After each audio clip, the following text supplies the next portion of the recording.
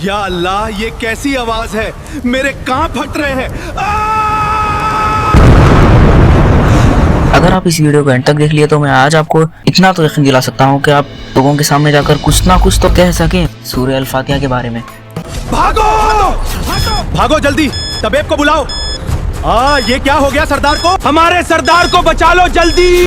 یا اللہ اسے میرے پاس کیوں بھیجا؟ یہ بات نہیں، یہ بات نہیں تو کیا ہے مکتوب بھائی؟ آپ ہی بولو۔ یہ اللہ کا پیغام ہے۔ الحمد للہ رب العالمین۔ یہ بات نہیں، یہ اللہ پر یقین رکھنے والوں کے لیے شفا ہے۔ دیکھو اس کی شفا ہو گئی ہے، یہ ایک معجزہ ہے، اس نے مجھے نئی زندگی دی ہے۔ آج ہم ہر نماز میں سورہ فاتحہ پڑھتے ہیں۔ کیا ہم ویسا پڑھتے ہیں جیسے ہمارے صحابہ پڑھتے تھے، یا صرف قرآن رٹ رہے ہو؟ بسم اللہ الرحمن الرحیم، الحمد للہ رب العالمین، الرحمن الرحیم۔ ہمیں صرف رٹنا نہیں، سمجھ کر پڑھنا ہے قرآن کو۔ آج کے اس ویڈیو میں ہم جانیں گے کہ سورہ فاتحہ کا واقعہ آخر کیوں وہ قبیلے والوں نے صحابہ کی مہمان نوازی سے انکار کر دیا تھا۔ آخر کیا ہوا تھا اس بچھو کو جو صرف وہ قبیلے کے سردار کو ہی کیوں کاٹا؟ ہمیں یہ پتہ چلتا ہے کہ سورہ الفاتحہ ایک دعا ہے اور باقی کا سارا قرآن سورہ بقرہ سے لے کر سورہ ناس تک اس کا جواب ہے۔ اگر آپ اس قرآن کے مشن کو فری میں سپورٹ کرنا چاہتے ہیں تو جیسا کہ اسکرین پر ویڈیو پلے ہو رہا ہے ویسا کیجئے۔ ایک دن ہمارے نبی صلی اللہ علیہ وسلم سکون سے بیٹھے ہوئے تھے، وہاں بالکل خاموشی چھائی ہوئی تھی۔ اللہم صل علی سیدنا محمد النبی الأمی۔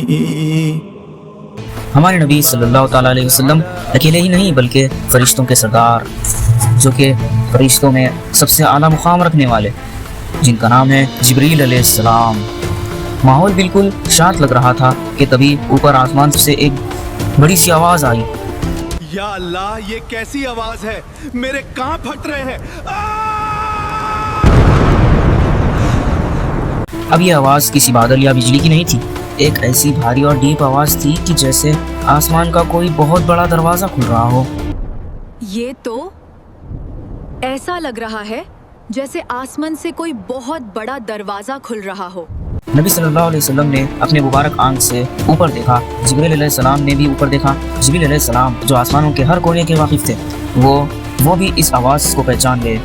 انہوں نے نبی صلی اللہ علیہ وسلم کی طرف دیکھا اور ایک راز بتایا۔ یا رسول اللہ، کیا آپ نے اس آواز کو سنا؟ یہ آسماں کا وہ اہم دروازہ ہے جو آج کھلا ہے، اور یاد رکھیے جب سے زمین اور آسماں بنے ہیں آج سے پہلے یہ دروازہ کبھی نہیں کھلا۔ اس دروازے سے ایک فرشتہ نکل کر زمین پر اتر آیا۔ یہ وہ فرشتہ تھا جو آج سے پہلے زمین پر کبھی نہیں اترا۔ وہ فرشتہ سیدھا نبی صلی اللہ علیہ وسلم کے قریب آنے لگا، بڑے ہی ریسپیکٹ سے آپ صلی اللہ علیہ وسلم کے پاس بیٹھا اور سلام کیا۔ سلام کرنے کے بعد اس نے کہا، یا رسول اللہ، یہ خوشخبری ہو آپ کو دو نور کی، ایسے دو نور جو آپ سے پہلے کسی نبی کو نہیں دیے گئے۔ پہلا نور یہ سورہ الفاتحہ اور دوسرا نور سورہ البقرہ کے آخری کے آیاتیں ہیں۔ اللہ کے فرشتے نے جانے سے پہلے وعدہ بھی کیا، آپ ان میں سے کوئی بھی حرف پڑھنے اور اس کو بدلے اللہ تعالیٰ سے جو مانگیں گے وہ آپ کو ضرور دیا جائے گا انشاءاللہ۔ یہ ایک بہت ہی خاص واقعہ تھا جہاں اللہ تعالیٰ نے سورہ الفاتحہ کو نازل کرنے کے بعد بشارت کے لیے ایک الگ فرشتہ بھیجا تاکہ ہمیں سورہ الفاتحہ کی اہمیت کا اندازہ ہو۔ یہ بات ہے نبی صلی اللہ علیہ وسلم کے کچھ صحابہ کی۔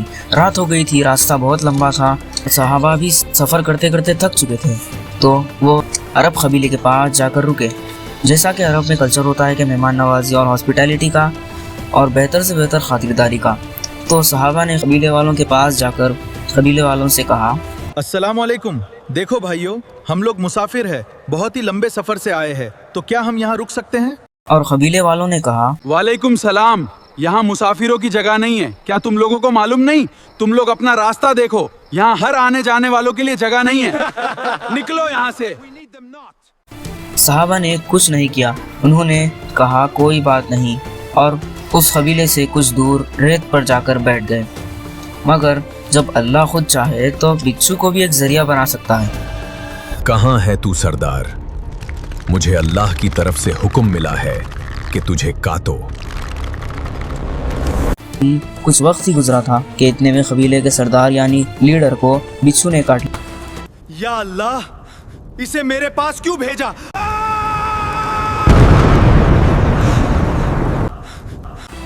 अचानक से खामोशी शोर में बदल गई। भागो! हटो! हटो! हमारे सरदार को बिच्छू ने लात लिया है। भागो जल्दी, तबीब को बुलाओ।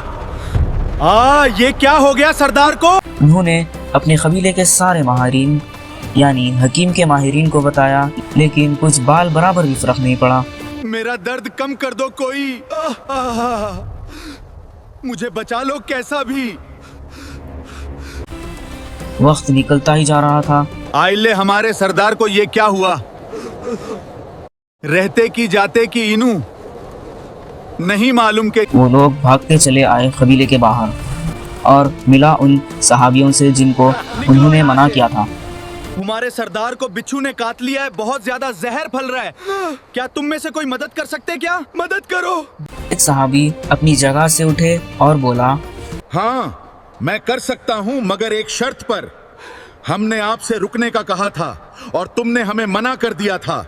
इस शर्त पर वो राजी ही नहीं हुए, बल्कि उन्होंने कहा, हम आपको पूरा एक बकरियों का झुंड देंगे, लेकिन हमारे सरदार को बचा लो जल्दी।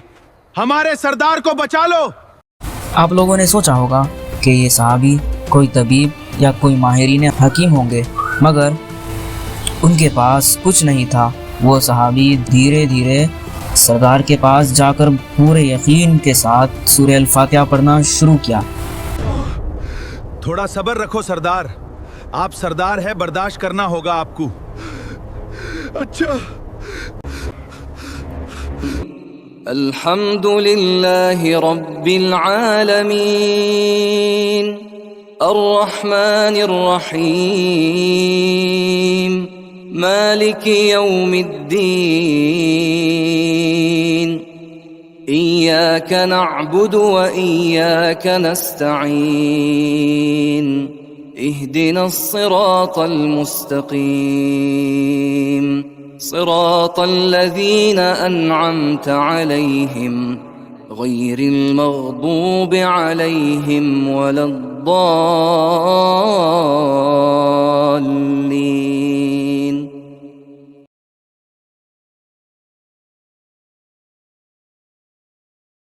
जैसे ही सूरह अल-फातिहा पढ़ी और अपने मुंह से हल्का सा स्पीड सरदार के जख्म पर लगाया। जैसा ही सहाबी ने सरदार को स्पीड लगाया, अब थोड़ा गौर से, हाँ अब ये अल्फाज मेरे नहीं, सही अल-बुखारी हदीस शरीफ की है।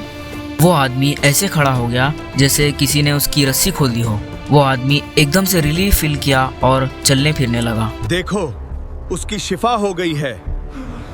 ये एक मौजज़ा है।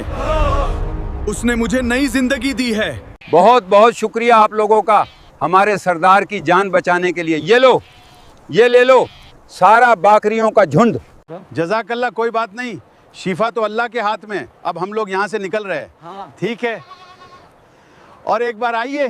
बाद में जब वो वापस मदीना पहुँचे, उन्होंने डरते हुए नबी सल्लल्लाहु अलैहि वसल्लम को बताया, या रसूल अल्लाह, हम सफ़र पर रवाना हुए थे।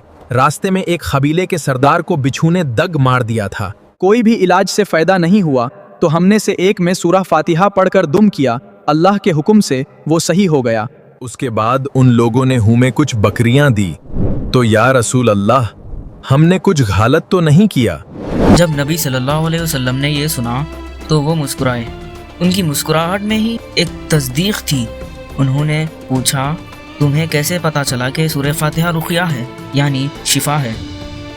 नबी सल्लल्लाहु अलैहि वसल्लम का ये सवाल ही पूछना एक सबूत था कि सूरह अल-फातिहा सिर्फ पढ़ने के लिए नहीं, इसे अश-शिफा यानी द क्यूर कहा गया है। अल्लाह अल्लाह, मुझे तो अभी पता चल गया कि सूरह अल-फातिहा तो उम्मुल किताब के साथ शिफा भी है। इस सूरह के बाद जितने भी आयतें हैं, सब इसके सेंट्रल मैसेज को ही कंटिन्यू करते हैं। डॉक्टर इसरार अहमद इस बारे में कहते हैं कि सूरह अल-फातिहा एक दुआ है اور باقی کا سارا قرآن سورہ بقرہ سے لے کر سورہ ناس تک اس کا جواب ہے۔ یعنی جب ہم اللہ سے کہا کہ ہمیں سیدھا راستہ دکھا تو اللہ نے پورا قرآن دے دیا ہمیں وہ سیدھا راستہ دکھانے کے لیے۔ تو آج کے بعد جب بھی آپ سورہ الفاتحہ پڑھو تو ان واقعات اور ایکسپلینیشن کو ذہن میں رکھ کر محسوس کر کر پڑھنا۔ تو میرے اس قرآن کے مشن کو سپورٹ کریے۔ جب تک کے لیے اللہ حافظ۔